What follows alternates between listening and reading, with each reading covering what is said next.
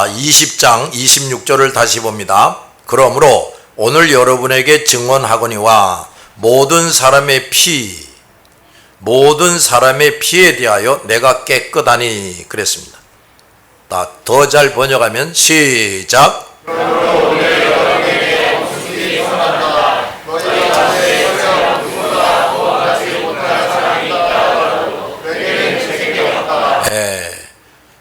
구원받지 못하는 사람이 있다 하더라도, 이런 말이 나왔어요. 바울은 에베소의 제자들에게 놀라운 선언을 합니다.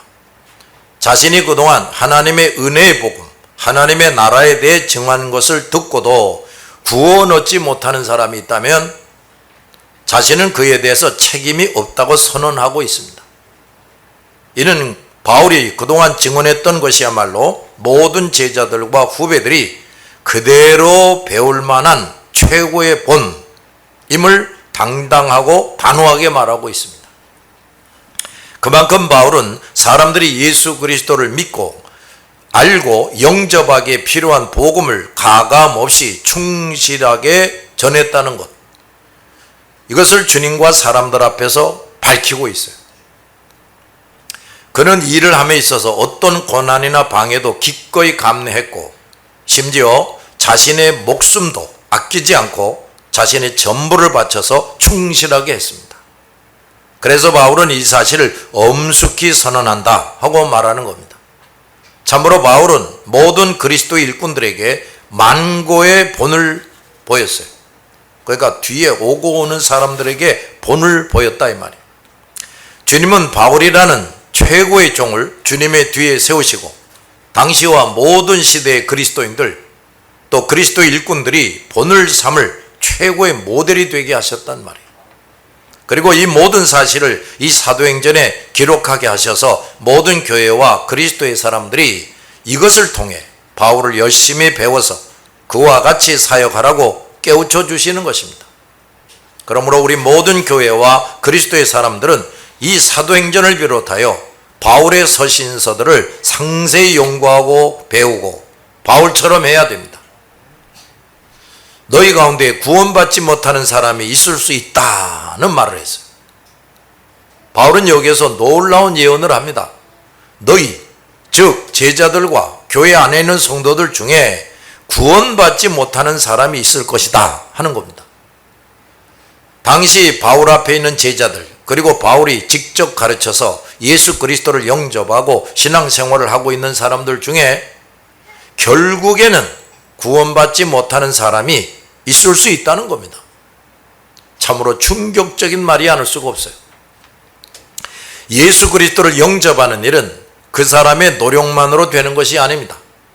한 죄인이 예수 그리스도를 믿게 되는 것은 하나님의 선택하심, 부르심, 거듭나게 하심, 회개하게 하심, 신앙을 갖게 하심, 의롭다고 인정해 주심, 양자가 되게 하심, 성화되게 하심, 이런 하나님의 권능의 역사, 따라합시다. 하나님의 권능의 역사, 여기에 의해서 구원받는 거예요. 그런데 이 놀라운 은총을 받아서 예수 그리스도를 믿은 사람들 중에 그 모든 것을 잃어버리는 자들이 있다는 거예요. 구원에서 제외되는 사람이 있다는 겁니다. 이에 대해서 이미 앞에서 여러 번 설명을 했습니다. 예수 그리스도를 영접했어도 사탄의 유혹과 시험에 빠져서 믿음과 모든 진리를 잊어버리고, 그동안 그렇게 많이 듣고 배우는데도 다 잊어버리고 또 그걸 저버리고 원점으로 돌아가는 사람이 얼마든지 있단 말이에요. 출애굽한 이스라엘 사람들은 모두 하나님의 선택된 백성이지요. 그들 모두는 모세의 명령대로 유월절을 지켰습니다. 어린 양을 잡아서 그 피는 문에 임방과 설주에 바르고, 고기는 무교병, 그러니까 누룩 없는 빵이지요. 또 쓴나물과 함께 밤새도록 먹었어요. 이스라엘 백성들이 이 일을 하는 동안에 하나님께서 보내신 죽음의 사자가 애굽의 집집마다 들어가서 장자와 짐승의 첫 새끼들을 다 죽였습니다. 그러나 유월절을 지키고 있는 이스라엘 백성의 집은 아무 일도 없었어요. 죽음의 사자가 이스라엘 백성들의 집을 넘어간 것입니다. 그래서 넘어갔다 하는 뜻으로 유월절, 이라고 하는 겁니다. 이스라엘 백성들이 잡은 어린 양은 뭐냐? 바로 오실 메시아. 그때는 아직 예수가 안 오셨죠. 오실 메시아 예수 그리스도를 예표하는 것이었습니다. 그 어린 양은 이스라엘 백성들을 살리기 위해 이스라엘 백성들을 대신해서 그들의 손에 죽임을 당하는 겁니다. 이스라엘 백성이 어린 양의 고기를 소금도 치지 않고 밤새 구운 것은 어린 양 예수 그리스도가 이스라엘 백성들의 죄에 내려질 불같은 하나님의 진노를 대신 당하실 것을 의미하고, 그 고기를 먹는다는 것은 이스라엘 백성 각자가 오실 메시아 예수 그리스도를 자신의 대속주로 영접하는 것을 의미합니다. 그 다음 쓴나물은 메시아가 이 땅에 인간의 몸을 입고 오셔서 하나님의 백성들을 위해 쓰라린 고통을 당하실 것을 의미하고, 무교병은 그 메시아는 죄가 없는 완전한 인간의 모습으로 이 땅에 오실 것을 의미하는 것입니다. 이스라엘 백성들이 불에 구운 어린 양의 고기를 쓴나물과 무교병과 함께 먹은 것은 그들 각자가 오실 메시아 예수 그리스도를 자신의 구주로 영접하는 것을 의미합니다. 그래서 그들 모두는 의로운 하나님의 백성이 되었고, 사탄을 의미하는 바로 왕, 사탄의 세계를 의미하는 애굽에서 한 명도 빠짐없이 해방되게 된 겁니다. 그런데 그렇게 해방된 이스라엘 백성들은 약속된 가나안으로 갈 때 지름길이 아니라 광야길을 통해서 가게 됩니다. 그것은 그들이 그동안 하나님을 모르고 우상숭배자들과 함께 살며 가지고 있었던 불신자 우상숭배자들의 사고방식과 생활을 버리게 하기 위한 하나님의 계획하심이었어요. 그래서 하나님은 모세를 통해서 계명과 율법을 주셔서 그들이 그동안 하나님 앞에서 저지른 죄를 깨닫고 회개하게 해서 용서받게 합니다. 그리고 하나님의 말씀을 지키게 함으로 하나님의 백성으로 점점 거룩한 자가 되고 거룩한 삶을 살게 하려고 광야로 나가서 광야를 돌아서 가나안으로 가게 했다 그 말이에요. 그들이 하나님께서 정해주신 대로 성실하게 신앙생활하는 동안 하나님은 불기둥과 구름기둥으로 인도하셨고 만나와 메추라기로 건강하게 살게 해주셨어요. 그들의 의복은 해지지 않게 하셨고 발은 부르트지도 않게 해주셨어요. 반석에서 생수가 흘러나오게 해주셨고 쓴물이 단물이 되게 하셨으며 영육간에 필요한 것을 모두 공급해 주셨어요. 그런데 그들은 점점 하나님을 잊어버리고 있어요. 잊어버리는 거예요. 참 인간들이 얼마나 악한지 몰라. 그런 놀라운 은총을 매일 누리고 있으면서도 하나님을 점점 잊어버려요. 그리고 쩍하면 원망하고 불평합니다. 급기야는 애굽으로 돌아가기를 꿈꾸게 되고 모세를 죽이고 새 대장을 세우고 애굽으로 돌아가자 했습니다. 하나님께서는 그들이 가데스 바네아에 이르기까지 모세를 통해서 회개하고 하나님께 순종할 것을 끊임없이 외치게 하셨는데도 그들은 끝내 회개하지를 않았어요. 따라서 하나님은 그들이 약속의 땅 가나안으로 들어가는 것을 막으셨어요. 못 들어가게 하는 겁니다. 40년 동안 광야를 헤매다가 광야에서 차례차례 다 죽게 하셨어요. 결국 끝까지 하나님께 순종하고 충성한 여호수아와 갈렙만이 20세 이하의 사람들을 데리고 가나안에 들어가게 하셨어요. 이 모든 사실은 하나님께 선택되었고 예수 그리스도를 영접한 사람이라도 하나님과 진리를 저버리고 하나님이 정하신 때까지 회개하지 않는 사람들은 얼마든지 구원에서 제외된다는 것을 확실하게 가르쳐 줍니다. 예수 그리스도를 믿은 자들도 여전히 잘못하고 범죄를 해요. 그러나 그들의 영혼에는 성령 하나님이 거하십니다. 예수를 믿었으니까. 성령께서 그 사람이 범죄할 때 그것을 깨닫고 회개하게 하십니다. 그래서 믿음의 사람들은 이 성령의 도우심을 따라서 회개하는 생활을 계속하게 되어 점점 사람이 변화되고 삶이 변화되고 거룩해져 가는 것입니다. 그런데 어떤 사람들은 이 성령의 깨우치심을 번번이 거절하고 성령이 내 안에서 야 너 이거 회개해라, 너 이거 고쳐라, 너 이거 반드시 지켜라 하시는데 번번이 거절하고 묵살해 버려요. 오히려 악한 영의 유혹을 받아들이고 성령을 거스립니다. 그러나 하나님은 기한을 정하시고 성령을 통해서 이 사람에게 그 모든 죄를 회개하고 돌이키라고 명령을 하십니다.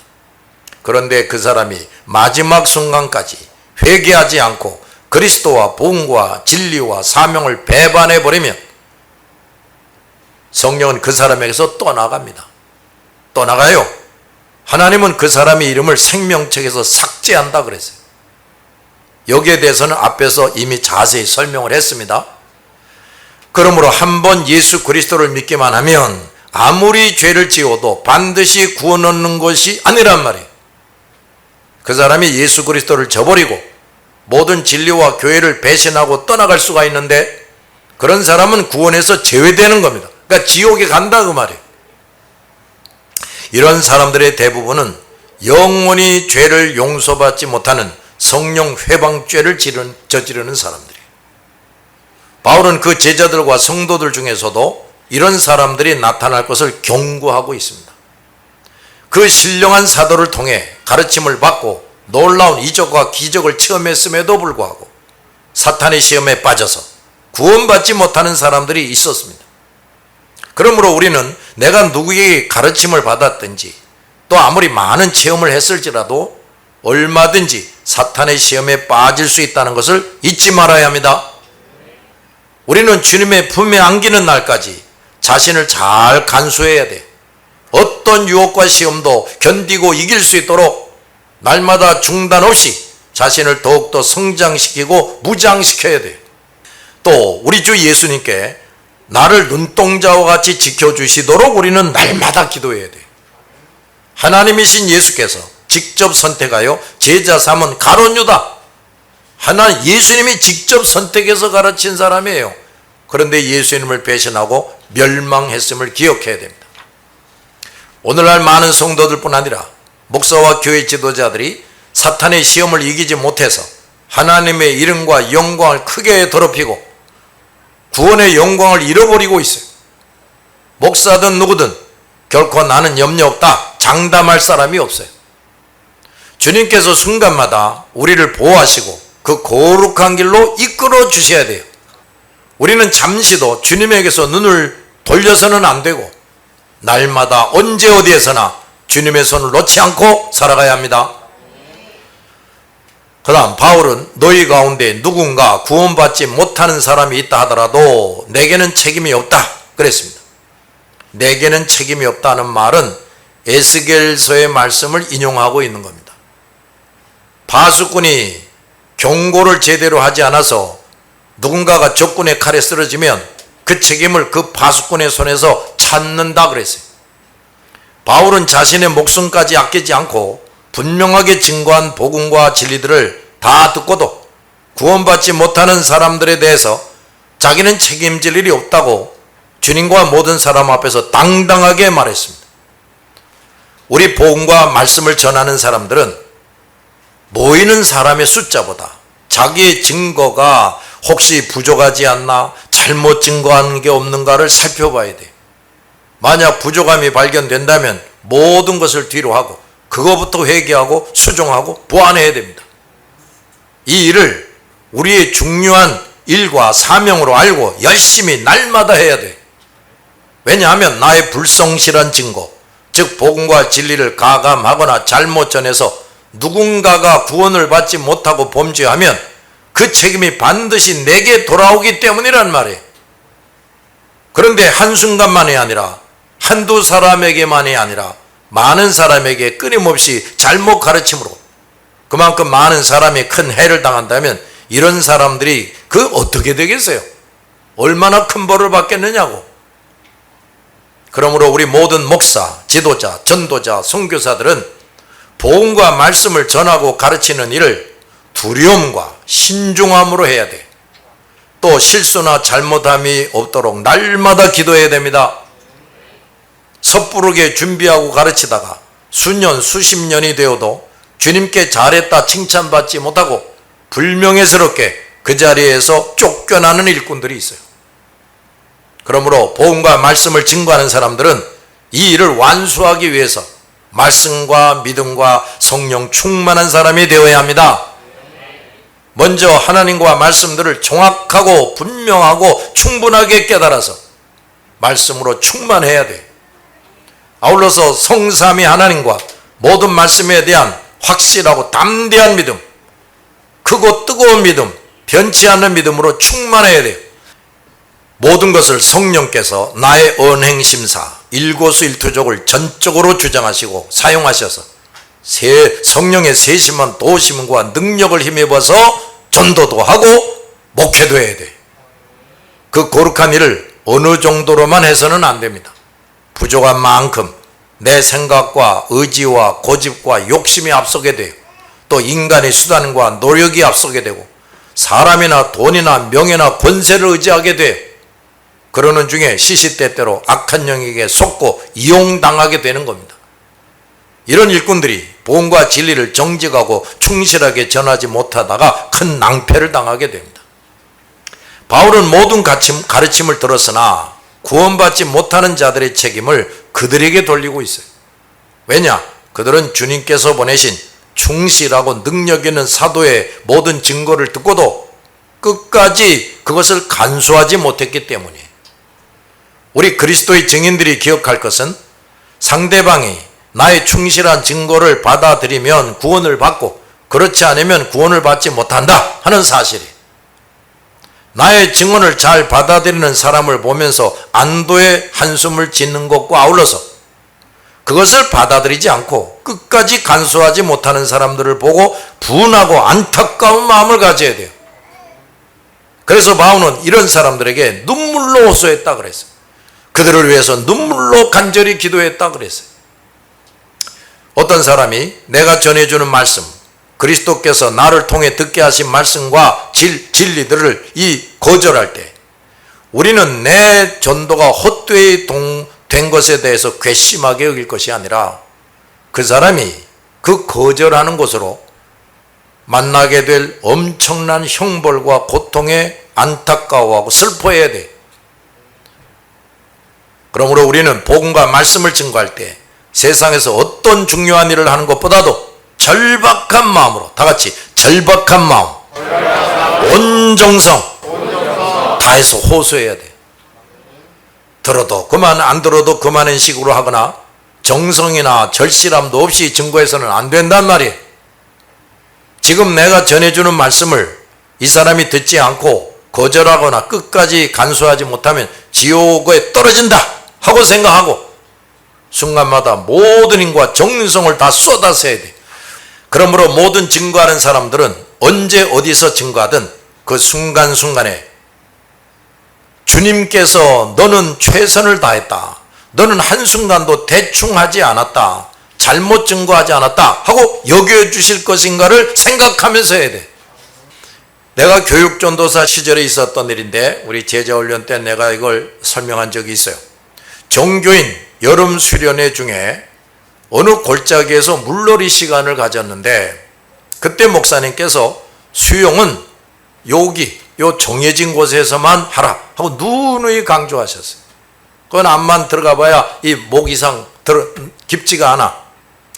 그런데 중고등학생들, 청년들과 한창 즐거운 시간을 보내던 중에 갑자기 저쪽에서 사람의 다급한 소리가 들려와요.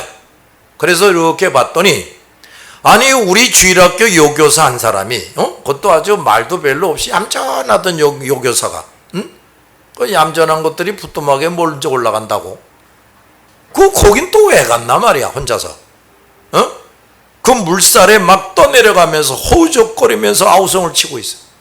나는 급하게 그쪽으로 달려가서 우리 교회 중에 수영 제대로 하는 사람은 나밖에 없었어요. 그래서 물에 뛰어들었습니다. 그런데 내가 이제 다가가니까 그 요교사가 죽을 힘을 다해서 나를 끌어안아요. 부끄러움도 없이. 예? 뭔 처녀가 그렇게 남자를 막 끌어안나? 안 죽으려고.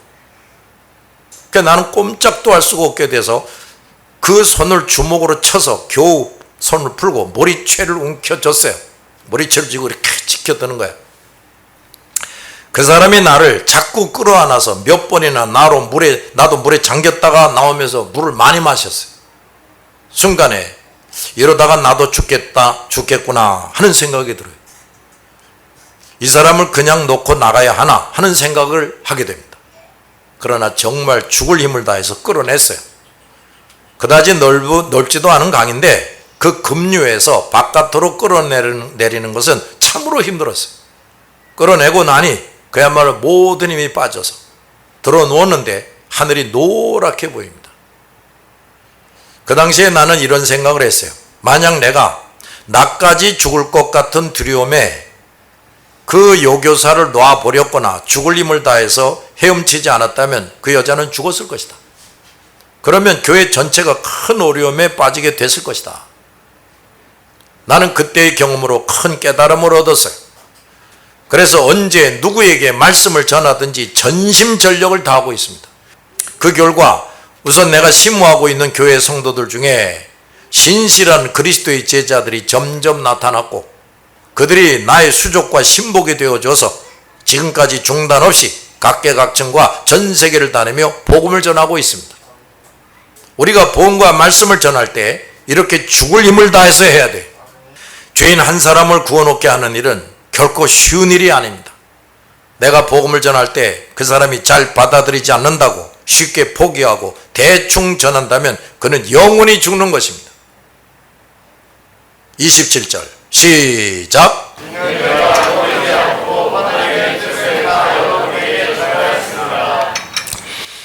자, 여기서 바울은 그의 복음 전파 사역의 충실함과 충성됨을 증거하고 있어요. 바울은 온갖 은사를 받은 최고의 사도요 복음 전파자였는데 그가 자기의 사역에 대해서 간단하게 요약한 것이 바로 이 말씀이에요. 또 그가 언제 어디에서나 가장 능력 있는 그리스도의 종이 되었던 요인이 무엇인가?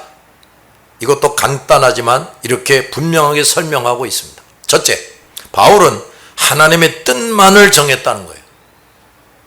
바울은 복음만을 충실하게 전했습니다. 그는 복음에 자신의 학문이나 인간의 지혜나 자신의 생각을 덧붙이지 않았어요. 복음이야말로 하나님의 뜻입니다. 복음은 모든 성경의 중심이고 근간, 뼈다귀예요. 사람들에 대한 하나님의 모든 뜻이 집약이 된 말씀 중에 말씀입니다. 복음은 하나님께서 이 우주 만물을 만드실 때보다 더한 최고의 하나님의 지혜에 의해서 오묘하고 신비하고 완벽하게 계획된 것이에요. 따라서 우주의 모든 질서가 하나님께서 만드실 때부터 변함이 없는 것처럼 복음은 영원히 변경될 수 없도록 하나님에 의해서 결정된 겁니다. 그러므로 이 복음은 1.1핵도 가감하거나 가감해서는 안 되는 완전한 하나님의 뜻이라고 말해요. 그런데 예수 그리스도께서 이 땅에 오신 이후 지금까지 하나님을 제대로 알지 못하는 사람들이 이 하나님을 두려워할 줄도 모르고 복음과 말씀에 손을 대서 가감하고 엉뚱한 말을 섞어서 증거하고 있어요.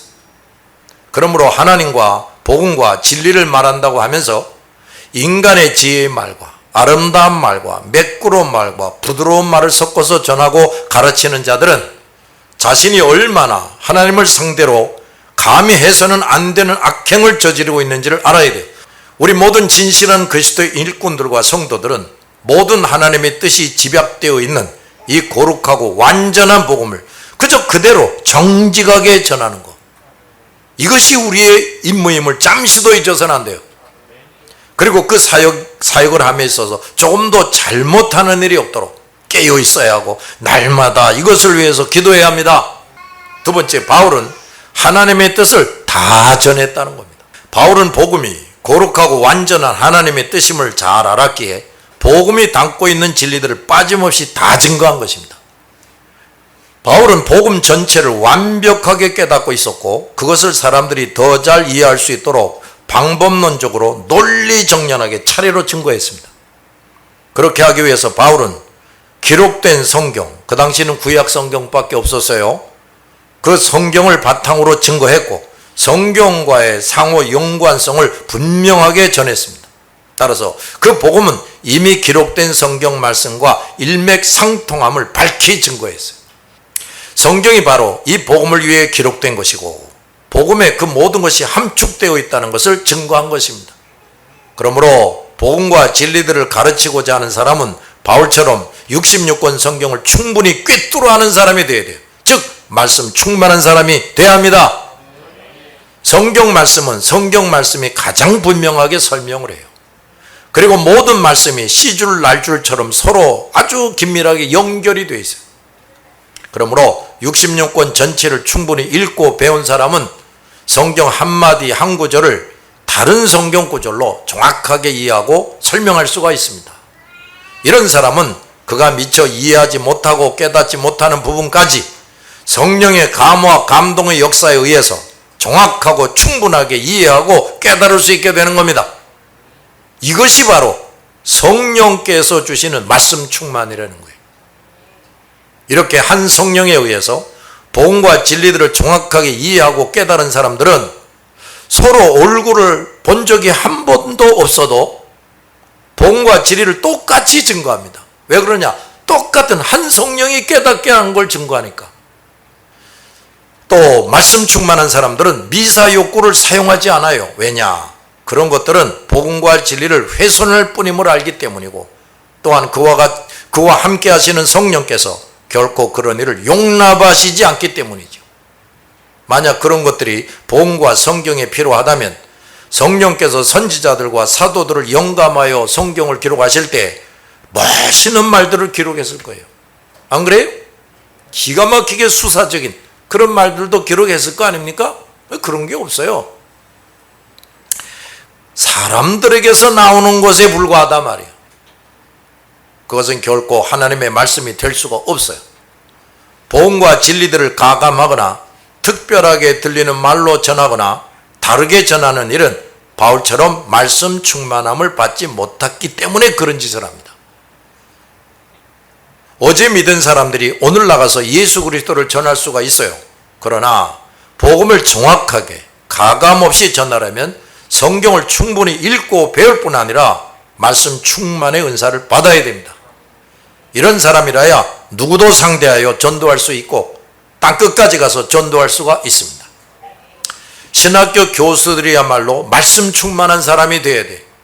그렇지 못한 교수에게 배우게 되면 아무리 열심히 배워도 여전히 하나만 알고 둘은 모르거나 가감해서 말하거나 인간의 지식과 생각을 말하지 않을 수 없는 그런 제자가 되어버려요.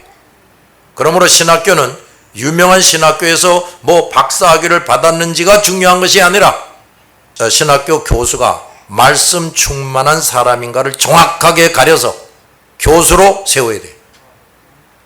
말씀 충만한 사람인가를 가릴 수 있으려면 그것을 가릴 사람도 말씀 충만해야 되죠. 이런 사람이 학장이 되고 총장이 되어야 한다고 말해요. 무엇보다도 각 교회 목사들이 말씀 충만해야 합니다. 말씀 충만한 목사가 각 교회에서 목회해야 말씀 충만한 청소년들이 나올 수가 있고, 그런 사람 중에 신중하게 선발해서 신학교로 보내야 돼. 신학생이 숫자가 준다. 그게 문제예요. 진짜 목사 될 수 있는 사람들을 선발해서 잘 가르쳐야지. 모든 교단들이 이런 일을 잘 할 때 나라와 민족이 살게 될 것입니다. 세 번째, 바울은 하나님의 뜻만을 다 전함에 있어서 거리낌이 없이 전했다 그랬어요. 눈치 보지 않고. 그런 상황에 따라 하나님의 뜻의 일부를 빼고 전하지 않았습니다.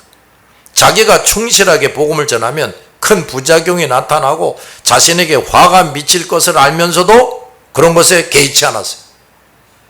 또 바울은 자신의 노고를 아끼기 위해서거나 또 사람들에게 좋은 평판과 인기를 얻고 더 많은 사람을 자기에게로 오게 하기 위해서 말씀 중에 한 부분이라도 정직하게 전하는 일을 미루거나 회피하지 않았어요. 이런 말씀 전하면 사람들이 싫어할 거야. 그럼 나한테 안 올 거야. 이건 빼자. 그런 짓을 하지 않았다고 말해요. 그는 한순간도 기독교에 대해서 적개심을 품고 있는 사람들 때문에 목소리를 낮추거나 그들에게 복음 전하는 것을 회피하지 않았습니다. 또 아직 성장하지 못한 사람들, 삶에 지친 사람들이 더 힘들어하고 부담스러워할까 봐서 두려워서 그들이 해야 할 것과 하지 말아야 할 것을 가르치는 일, 그들의 잘못을 지적하고 책망하는 일을 회피하지도 않았어요. 바울은 사람들이 복음을 받아들일지 멀리할지 눈치를 살피며 전하지 않았단 말이에요. 바울이 이렇게 거리낌이 없이 본과 진리들을 잘 가르쳤기 때문에 자기 사역을 마치려 할 때 나는 내가 만난 모든 사람에게 책임질 일이 없다, 이렇게 선언할 수가 있었어요. 이것을 주님께서도 인정하셨기에 여기 사도행전에 기록하게 하신 겁니다. 자, 우리 모든 목사, 교회 지도자, 전도자, 선교사들은 이 바울의 말을 항상 되새기며 사역해야 합니다. 아차하는 순간에 이 정도를 벗어나서 거짓말, 헛된 말을 하고 사람들을 예수가 아닌 자기에게로 또 세상에게로 향하게 합니다. 나는 과연 하나님의 뜻만을 전하고 있는가? 다 전하고 있는가? 이것을 위해 언제 어디에서나 거리낌이 없이 전하고 있는가? 정직하게 돌아보시기 바랍니다. 만약 여기에서 조금이라도 잘못한 것이 있다면 어떤 평신도나 불신자, 우상숭배자들이 하나님께 저지르는 죄보다도 결코 작을 수 없는 죄를 저지르고 있다는 것을 알고 철저하게 회개하시기 바랍니다. 기도합시다.